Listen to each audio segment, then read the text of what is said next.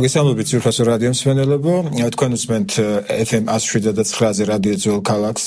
დღეს სპეციალური გამოშვებით ვართ ეთერში. ეს გამოშვება ალბათ მიხვდით, რომ ეძღვნება ევროკავშირს, ევროკავშირის მიერ მიღებულ გადაწყვეტილებას, კანდიდატის სტატუსს, რომელიც საქართველომ მიიღო. დღეს ამ სპეციალურ გადაცემას მე წარუძღვები, მაგრამ აქვე მინდა აღნიშნო, რომ ეს გადაცემა აუცილებლად შედგებოდა და მისი წამყვანი აუცილებლად იქნებოდა ქეთი ბერძენიშვილი, რომელიც რადიოს მფლობელი იყო, ერთ-ერთი მფლობელი და გადაცემის წამყვანი, მაგრამ სამცხარო მიზეზების გამო ქეთის მაგრად დღეს მე მიწევს ამ გადაცემის წაყვანა და მე ახლა მინდა გაგაცნოთ ჩვენი გადაცემის სტუმრები. ეს არის ქალბატონი მაკა ხეცურიანი, წერეთის უნივერსიტეტის ასოცირებული პროფესორი, მოგესალმები მაკა, და მარიკა ვაჭარაძე, ნატო ევროკავშირის იმერეთის ბიუროს ხელმძღვანელი. ძალიან დიდი მადლობა ქალბატონებო იმისთვის, რომ ხართ ჩვენთან დღეს ეთერში და იზიარებთ იმ სიხარულს, რაც სულაც საქართველოს აი გუშინდელი ინფორმაციის შემდეგ მიიღო. საქართველოს გახდა ევროკავშირის კანდიდატი ქვეყანა. ეს სტატუსი ჩვენ უკვე ველოდით კარგი ხანია და როგორც იქნა ჩვენმა ევროპელმა მეგობრებმა ეს გადაწყვეტილება მიიღეს. და შეიძლება ითქვას, რომ დღეს ჩვენს ქვეყანაში არის სახალხო ზეიმი, შეიძლება არიან გამონაკლისებიც, რა თქმა უნდა, ვისაც არის ზეიმება და ეს გადაწყვეტილება მათთვის არ იყო სასიამოვნო, მაგრამ ბუნებრივია, რომ მოსახლეობის უდიდესი ნაწილი ძალიან სიხარული და აღტოვანებით შეხვდა ამ გადაწყვეტილებას. როგორი იყო თქვენი ემოციები? პირველი ემოციები და თქვენი განწყობები როგორია დღეს? მოგესალმებით, პირველ რიგში მივესალმები რადიო მსმენელებს. ნამდვილად ემოციური იყო, იმიტომ რომ გულწრფელად რო გითხრათ, გუშინ არ ველოდებოდი ამ გადაწყვეტილებას, თუმცა 99% მეგონა და ვიცოდი, რომ იქნებოდა დადებითი გადაწყვეტილება. ძალიან ემოციური იყო, პირველ რიგში ვიყავი ძალიან ამაყი, იქიდან გამომდინარე, რომ ჩვენ მართლაც ამდენ წლიანი ბრძოლის შედეგად მივიღეთ ის ჯერ კიდევ სულხან-საბას დროიდან მოყოლებული და ასე ვთქვათ, მართლა რაც შევიტანეთ, სარიელი აღარ გამოსულ ვართ იქედან და ეს იყო ძალიან მნიშვნელოვანი გადაწყვეტილება. ეს იყო ხალხის ნება, ეს იყო ის, რაც ჩვენ ნამდვილად დაიმსახურა ქართველმა ხალხმა და იმედს ვიტოვებ, რომ ჩვენ ნამდვილად შევძლებთ, რომ ეს ვალდებულებები, რაც ასე ვთქვათ, ამ კანდიდატის სტატუსს მოყვება, შევასრულოთ იმ პერიოდში და იმ რეალურ ვადაში, რომელიც ჩვენ ძალიან დაგვაახლოვებს შემდეგ ეტაპზე უკვე წევრობასთან. მაკა, როგორც მარიკამ თქვა, საუკუნეების განმავლობაში იყო საქართველოს ოცნება დაახლოებოდა ევროპას და ეს მართლაც ესე იყო. შენთვის რა იყო გუშინდელი გადაწყვეტილება? ხუჩა, მოგესალმებით, მივესალმები რადიო მსმენელს. პირველ რიგში ძალიან ემოციური არის ჩემთვის, ისევე როგორც თქვენთვის დღევანდელი ეთერი, გამომდინარე იქედან, რომ ქეთი ბერძენიშვილთან ვართ სტუმრად ქეთის გარეშე. ძალიან ემოციური იყო გუშინდელი გადაწყვეტილება, ჩემთვის ისევე როგორც თქვენთვის, ისევე როგორც მთელი საქართველოსთვის. მე არ მოვახდენ უტრებას და ვიტყვი, რომ დიახ, მთელი ქართველი ერისთვის, რადგან ისტორიული გადაწყვეტილების მოწმენი გავხდით ჩვენი თაობა. რადგან საქართველოს უბრუნდება ნაბიჯ-ნაბიჯ უკვე თავის ისტორიულ ოჯახს. ეს არ არის ჩვენთვის ახალი, ძალიან სწორად აღნიშნა წეღან მარიკამ, რომ დიახ, საუკუნეების წინ ჩვენ ვიყავით ევროპული ოჯახის წევრები და ჩვენ უბრუნდებით ჩვენს ლოგიკურ ადგილს. ძალიან მნიშვნელოვანი იყო ეს გადაწყვეტილება და ჩვენ იმასაც ვითავისებთ, რომ ეს არ იყო მხოლოდ კონკრეტული გადაწყვეტილება, ეს იყო მაინც უფრო პოლიტიკური გადაწყვეტილება და საქართველოსთვის ძალიან მნიშვნელოვანი ეტაპი. ასევე მინდა გითხრათ, რომ ეს არის ზუსტად აი ქართველი ხალხის მონაპოვარი და ეს არის სწორედ პასუხი ქართველი ხალხის, არა მხოლოდ დღევანდელ გუშინდელ არ გუშინწინდელ 30 წლის განმავლობაში, ბოლო 30 წლის განმავლობაში გამოვლენილ კონკრეტულ აქტივობებზე, კონკრეტულ ნაბიჯებზე, კონკრეტულ ქმედებებზე, რაც მიიღო გადაწყვეტილება გუშინ ევროკომისიამ და დღეს უკვე ოფიციალურად გახდება გამოცხადებული და მინდა მიულოცო ქართველ ხალხს, ქართველ ერს ძალიან დიდი გამარჯვება. ძალიან დიდი ესეთი კამათი მიდიოდა სოციალურ ქსელში, აი ხელისუფლების მომხრეებს, მოწინააღმდეგეებს შორის, ოპოზიციის მომხრეებს შორის, იმიტომ რომ ხელისუფლების გუშინდელ განცხადებებთან დაკავშირებით, როცა ისინი გამოვიდნენ და ძალიან ესეთი კმაყოფილი სახით აღნიშნავდნენ, რომ საქართველომ მიიღო დამსახურებულად ეს სტატუსი. ნუ ახლა ჩემი აზრით უნდა ვაღიაროთ ისიც, რომ რა გეოპოლიტიკური სიტუაცია ალბათ ეს თან შეიძლება არ დამდგარიყო, იმიტომ რომ საქართველოს პრეზიდენტმაც აღნიშნა გუშინ უკრაინის როლი ყველაფერ ამასთან დაკავშირებით, რომ ეს მეტწილად ალბათ სწორედ იმის გამო, რაც უკრაინაში ხდება, ხო? თქვენ როგორ შეაფასებდით ხელისუფლების განცხადებებს ზოგადად და რა კომენტარს გააკეთებდით? დავიწყებ იმით, რომ მე შემდგომ მსგავსი ტიპის პოსტები და იყო ესეთი შინაარსის, რომ მადლობა უკრაინას, იმიტომ რომ უკრაინა რომ იბრძვის, რა თქმა უნდა, ამან გარკვეულწილად განაპირობა ის, რომ ასე ვთქვათ, ამ კანდიდატის სტატუსის ჯერ ევროპული პერსპექტივის და პირველ რიგში განაცხადის შეტანის პროცესი დაჩქარებული იყო, იმიტომ რომ ჩვენ რა თქმა უნდა ამის გაკეთებას ვაპირებდით, მაგრამ ეს უნდა გაგვეკეთებია 2024 წლისთვის. ამას ემატებოდა ისიც, რომ ასოცირების ხელშეკრულების ნაწილი, რაც 2024-ისთვის უნდა ყოფილიყო შესრულებული, ბუნებრივია ვერ იყო შესრულებული სრულად. აქედან გამომდინარე, რა თქმა უნდა, ამ პოლიტიკურმა პროცესმა ძალიან დააჩქარა ეს პროცესი. მთავარი არის ის, რომ ჩვენ რამდენად გონივრულად გამოვიყენეთ ეს და აწი რამდენად გონივრულად გამოვიყენებთ. ძალიან მნიშვნელოვანი იყო ის, რომ მიუხედავად იმისა, რომ ჩვენ ევროპული პერსპექტივა გვქონდა, ალბათ თქვენთვისაც ხშირი იყო, ასე ვთქვათ, მსგავსი ასე ვთქვათ, გამონათქვამები და არგუმენტები იმასთან დაკავშირებით, რომ მიუხედავად ევროპული პერსპექტივისა, ჩვენ კანდიდატის სტატუსს არ მოგცემენ, იმიტომ რომ ჩვენ ევროკავშირის წევრი რომელიმე ქვეყანა უნდა გვესაზღვრებოდეს. და ესეც იყო, ასე ვთქვათ, ერთ-ერთი სახმელეთო საზღვარი. ძალიან ბევრი მოსაზრება არსებობდა, თუმცა კვიპროსის მაგალითის გამოს, რომ არის საზღვრები ევროკავშირს, მაგრამ არ. ასევე ოკუპირებული ტერიტორიები, რომელიც ასევე ეს არის სრულად პოლიტიკური გადაწყვეტილება ევროკავშირის მხრიდან. ისიც თუ გავითვალისწინებთ, რომ ომში მყოფი ქვეყანა აკეთებს, ასე ვთქვათ, და იღებს კანდიდატის სტატუსს, აკეთებს განცხადებას და შემდეგ იღებს კანდიდატის სტატუსს და ჩვენც, ასე ვთქვათ, ამ შემთხვევაში, ხო?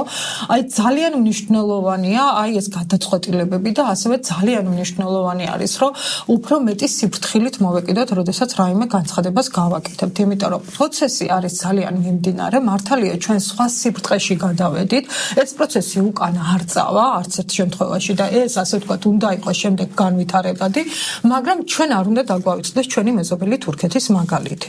თურქეთი 87 წლიდან არის 87 წლიდან აქვს თურქეთს კანდიდატის სტატუსი, პლუს ამას ნატოს წევრი არის. ეს პირველივე გაფართოების დროს გახდა ნატოს წევრი თურქეთი და სულ სხვა მოცემულობა აქვს, ხო? თუნდაც გეოგრაფიულადაც რო დავხედოთ, ჩვენზე უკეთესი მოცემულობა აქვს, ხო, ამ შემთხვევაში ევროკავშირთან გაწევრიანების კუთხით. მაგრამ მიუხედავად იმისა, რომ ის გარკვეულ სტანდარტებს ვერ აკმაყოფილებს და თუნდაც აი კვიპროს სისტემა, რომელიც თქვენ ახსენეთ, ასე ვთქვათ, მაინც ვერ ხდება, ასე ვთქვათ, ევროკავშირის წევრი ქვეყანა. ამ მონაპოვარს, რაც ახლა ჩვენ გვაქვს მონაპოვარი, კარგი განვითარება სჭირდება. როგორც პოლიტიკური მიმართულებით, ასევე ტექნიკური მიმართულებით. რამდენად შევასრულებთ იმ ვალდებულებას. ჩვენ არ უნდა დაგვავიწყდეს, რომ 9 პუნქტი კიდევ გვაქვს შესასრულებელი, რომელიც პირველი, რაც ძალიან მნიშვნელოვანი თემა არის, ეს არის დეზინფორმაციასთან ბრძოლა. ჩვენ ვხედავთ, რომ აი ეხლა ამ კამპანიის დროს, ეხლა რა პერიოდშიც ვართ, ფაქტობრივად აი დეზინფორმაციის ბუმი არის და დღეს სხვათა შორის ძალიან ბევრი ისეთი პოსტი შემხვდა, ცოტა მაღალი რანგის პირებისგან, რომ მე თვითონაც გაუცებული დავჭირო, ეს როგორ არის სოციალურ ქსელში ძალიან აქტიურად მუშაობდნენ და ბუნებრივია, ახლა კიდევ უფრო გააქტიურდებიან ასეთი პოსტებით. დიახ, და ამიტომ ძალიან დიდი მნიშვნელობა აქვს, ასე ვთქვათ, აი ამ მიმართულებით კონკრეტულად რა ნაბიჯები იქნება გადადგმული, რაც უფრო სწრაფად გავაკეთებთ. ჩვენ არ უნდა დაგვავიწყდეს ასევე ის, რომ მართლაც ხელებდაკაპიწებული შრომა მოგვიწევს შემდგომი პერიოდის მანძილზე, თუ კი ჩვენთვის რაიმე რესურსი გაიხსნება და რა თქმა უნდა გაიხსნება მომავალი წლიდან, აუცილებლად ამას შესაბამისი ფინანსური დახმარებები მოყვება ყველა იმ რეფორმას ქვეყნის მასშტაბით რაც უნდა განხორციელდეს, რომელიც ჩვენ ევროპულ სტანდარტებს დაგვაახლოებს და ასე ვთქვათ, მისი დონის ქვეყანას გაგვხდის, ხო? ჩვენ არ უნდა დაგვავიწყდეს და ძალიან მნიშვნელოვანია 2004 წლის გაფართოება ევროკავშირის, როდესაც ბალტიისპირეთის ქვეყნები შევიდნენ, რა თქმა უნდა, მათი მოცემულობა ეკონომიკური, სოციალური მაშინ სულ სხვა იყო და ჩვენ ვიცით, რომ იმ პერიოდში ძალიან მაღალი მიგრაციის დონე ფიქსირდებოდა სწორედ ბალტიისპირეთის ქვეყნებში, თუმცა ამ შემდგომ ეტაპმა, გაწევრიანების ეტაპმა, ასე ვთქვათ, ძალიან შემოაბრუნა. ერთ-ერთი საუკეთესო მაჩვენებლები აქვს დღეს მათ.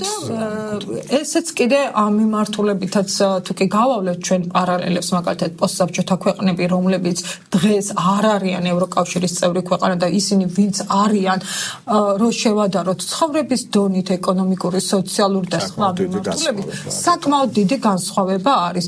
თუმცა ასევე აუცილებლად უნდა ითქვას ის, რომ ჩვენ საკმაოდ ბევრი სახის დახმარებას ვიღებდით ევროკავშირიდან ამ პერიოდის მანძილზე, სანამ ჩვენ კანდიდატის სტატუსი გვექნებოდა, ნუ ჯერ ევროპული პერსპექტივა და შემდეგ კანდიდატის სტატუსი, მაგრამ ეს არ იყო იმდენად ხელშესახები.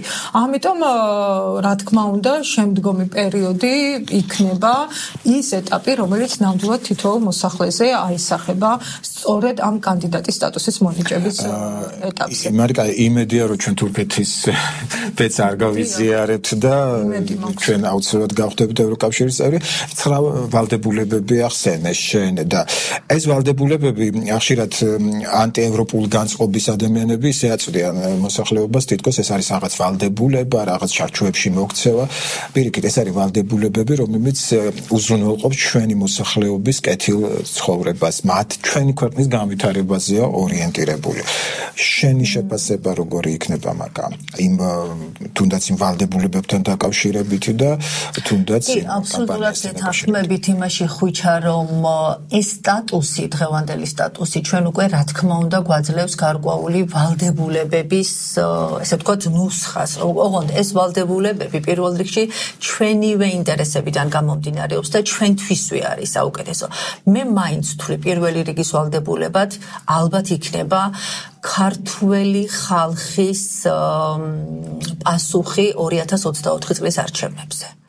ქართველი ხალხი გააგრძელებს ამ ხელისუფლებას, ესე ვთქვათ, პირობებში ყოფნას, თუ ქართველი ხალხი ხმას მისცემს ცვლილებებს. და მეცაც გეტყვით, ხელისუფლებები იცვლებიან, ხელისუფლებები მიდიან, მაგრამ ქართველი ადამიანის, ქართველი კაცის სწრაფვა ევროკავშირისკენ და ევროპული ოჯახისკენ, ეს არის უცვლელი, ეს არის ურყევი და ეს მიმდინარეობს, ეს გარკვეული ეტაპები ოჯახურ ევროპულ ოჯახში გაწევრიანების თვალსაზრისით.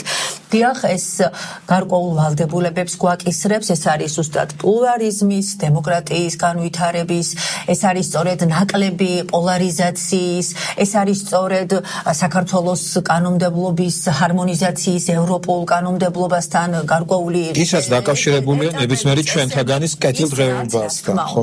რა თქმა უნდა, ეს არის ჩვენივე ინტერესებში და მე ვფიქრობ, რომ ძალიან მნიშვნელოვანი იქნება ეს ვალდებულებები პირნათლად შევასრულოთ, გავართვათ მაქსიმალურად კარგად თავი და არც ის დავივიწყოთ, რომ დიახ, ეს პროცესი ალბათ იყო ლოგიკური პასუხი ევროპისგან, რადგან ის ფრაზაც გახსოვთ ალბათ, რომ ევროპა ვალში არის საქართველოსთან, რომ საუკუნეების მანძილზე ჩვენ ევროპას ჩვენს, ესე ვთქვათ, კარები არ გაუღია ესე ფართოდ, როგორც დღეს მეგვეცა ამის შესაძლებლობა. ჩვენი სწრაფვა იყო უცვლელი და ჩვენ რაღაცნაირად ჩვენს ლოგიკურ ადგილს უბრუნდებით ევროპულ ოჯახში, ეს არის ძალიან სასიხარულო. ამავე ვალდებულებებში შედის ასევე სამოქალაქო პასუხისმგებლობის ამაღლება, სამოქალაქო, ესე ვთქვათ, აქტივიზმის კიდევ უფრო გააქტიურება, რომ ჩვენ მეტად შევძლოთ მთელი სამოქალაქო საზოგადოება რაღაცნაირად გავერთიანდეთ და ამ საკითხში იმდენად ერთსულოვანი ვიყოთ და იმდენად რეალური აქტიური ნაბიჯები გადავდგათ, რომ აი სახსენებლადაც კი არ ღირდეს ის პრორუსული, ესე ვთქვათ, მცირე ადამიანთა დაჯგუფება, რომლებიც ჯერ კიდევ მისტერია 37 ლარიან ფილეთებს და რომლებიც იმას ვერ ითავისებენ, რომ საკუთარი შთამომავლობის წინაშე აქვთ გარკვეული ვალდებულება, გარკვეული პასუხისმგებლობა პასუხისმგებლობა, რომ უკეთეს საქართველოში იცხოვრონ მათმა შთამომავლობამ, არა მხოლოდ. იცი რა დღეს ვაკვირდებოდი ახლა სოციალურ ქსელებში რომ რა კომენტარები იწერებოდა და ნუ რა თქმა უნდა იყო რამდენიმე კომენტარი შემხვდა ადამიანებისგან, რომლებიც საქართველოში ცხოვრობენ, მაგრამ ამ ყველაფერს აფასებენ უარყოფითად, მაგრამ ყველაზე გასაოცარი ის იყო რამდენიმე კომენტარი შემხვდა უცხოეთში, კერძოდ ევროპაში მცხოვრები ჩვენი თანამემამულეებისგან, რომლებიც მათ ყველაფერი გააკეთეს იმისთვის, რომ წასულიყვნენ ევროკავშირის ქვეყნებში საცხოვრებლად, მაგრამ დღეს იქედან მოძღვრავენ და გვეუბნებიან თუ რუსეთი რა კარგია და რაც უნდია ევროპა. აი რა ფენომენთან გვაქვს საქმე, ჩემთვის გავაკეთე. შემხვდა დაახლოებით ხვდები რა სახის პოსტ ჩვენ საერთო სამეგობრო გვყავს და აქედან გამომდინარე მგონი გადავიკვეთეთ და სწორედ ერთი და იგივე პოსტი გვაქვს სავარაუდოდ წაკითხული. ნამდვილად გასაოცარი არის, როდესაც ამბობ, რომ მე აქ ავგრძნობ ემიგრანტად თავს და თანაც იქედან ვწერ იმას, რომ ძალიან კარგია და იდეალურია რუსეთი. მაშინ რატო არ წადი მოსკოვში, ხო? ძალიან მარტივად რო კითხვა შეუბრუნოთ, ხო? უბრალოდ მართლაც ძალიან გასაკვირია ამ ადამიანების მსგავსი, ასე ვთქვათ, დამოკიდებულება, მაგრამ მე რაც შემიძლია ამას ჩემი შეფასება ამასთან დაკავშირებით გავაკეთო, რა თქმა უნდა, ევროკავშირი არის სტანდარტებზე დამყარებული და დამოკიდებული სახელმწიფო, სადაც არის მთავარი კანონი.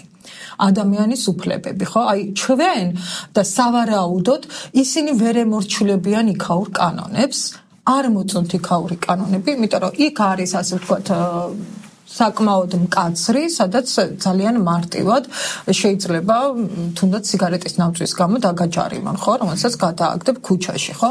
რაც მაგალითად იგივე რუსულ კანონში, ხო, არის უბრალოდ აღსრულების ნაწილი არ არის, ხო?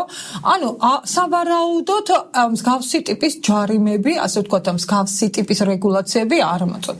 მე ასევე ამ 9 რეკომენდაციიდან გამომდინარე, მინდა ერთ-ერთზე მე-9-ზე გავამახვილო ყურადღება, რომელიც არის ძალიან საინტერესო, საკმაოდ ვრცელია და ასევე მრავლისმომცველია. ეს არის ადამიანის უფლებები და სწორედ კანონის უზენაესობაზეა იქ საუბარი, სადაც აბსოლუტურად აქცენტი არის გაკეთებული აღსრულების ნაწილზე.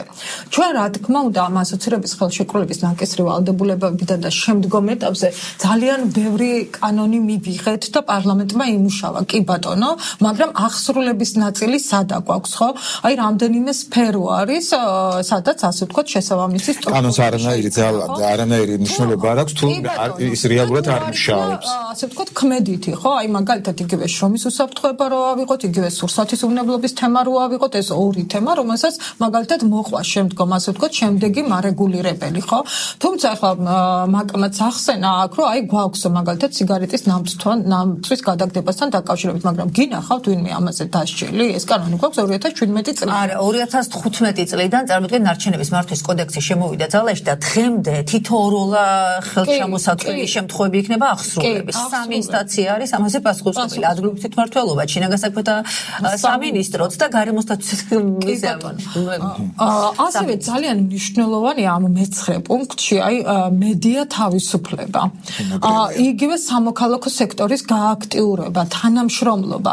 ეს არის ის ძირითადი საკითხები, რაც ვფიქრობ, რომ ჩვენ კიდევ უფრო მეტად დაგვაახლოვებს ევროპულ ღირებულებებთან და ევროკავშირთან. აქ ძალიან მნიშვნელოვანია თქვენ ხელისუფლება ახსენეთ, ხო?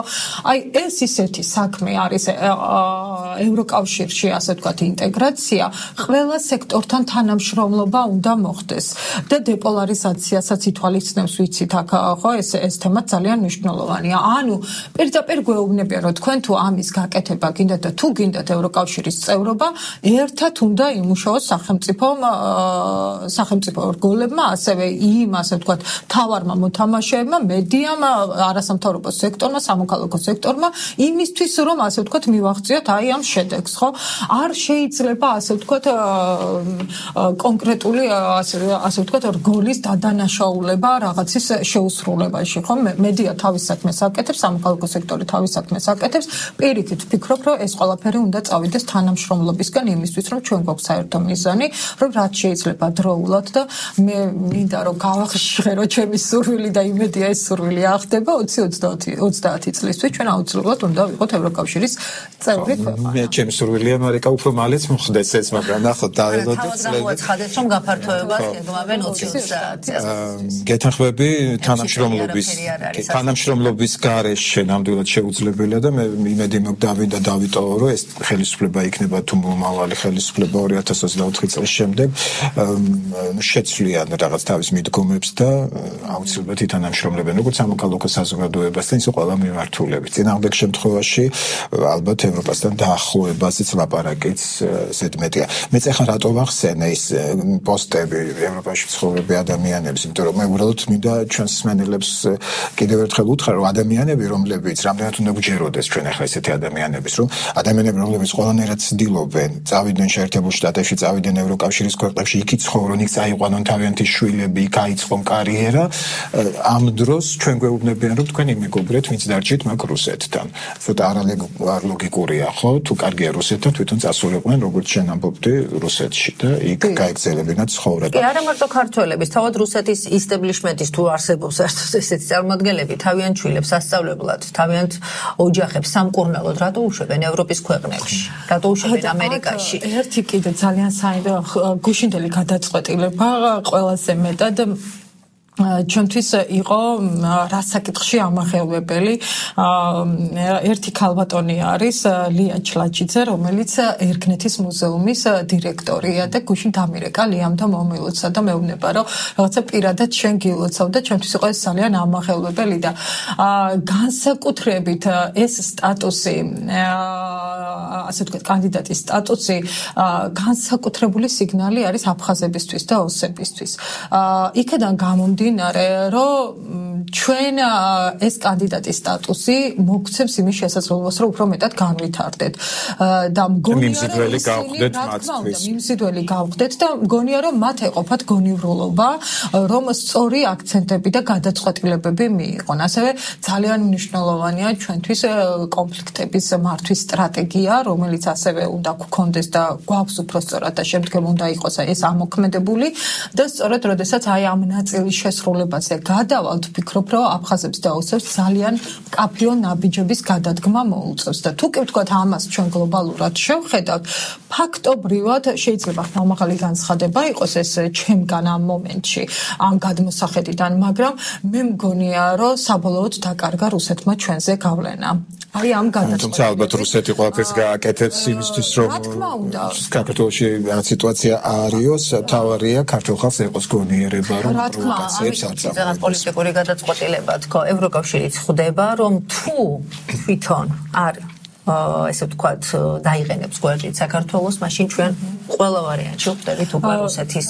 კი ბატონო, რო დავხედოთ ახლა ჩვენს რეგიონს, ახლა ვიცით რომ 2014 წლიდან ჩვენ მოვიხსენებით როგორც შავი ზღვის აუზის ქვეყანა, იმიტომ რომ ამას ძალიან დიდი მნიშვნელობა აქვს პოლიტიკური თვალსაზრისით.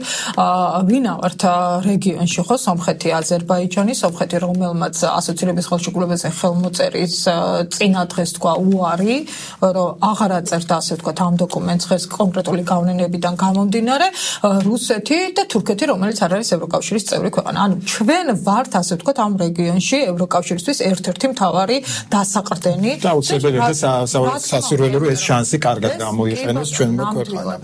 მე დღეს როცა გამოვედი ქუჩებში, აი ვიცი მე პირადად ძალიან მიხარობდა როცა ვუყურებდი საქართველოს ევროკავშირის დროშებს, სოციალური ქსელი აჭრელებული არის ევროკავშირის და საქართველოს დროშებით და დღეს ეზეიმება ხალხს, მაგრამ კანდიდატის სტატუსი ერთიან თავარი მაინც ჩვენთვის არის ევროკავშირის წევრი ქვეყანა გახდეს საქართველო და იმედი მინდა დავიტოვო რომ ამ მიმართულებით როგორც ხელისუფლება, ისე მოსახლეობა, სამოქალაქო საზოგადოება ყველაფერს გააკეთებს.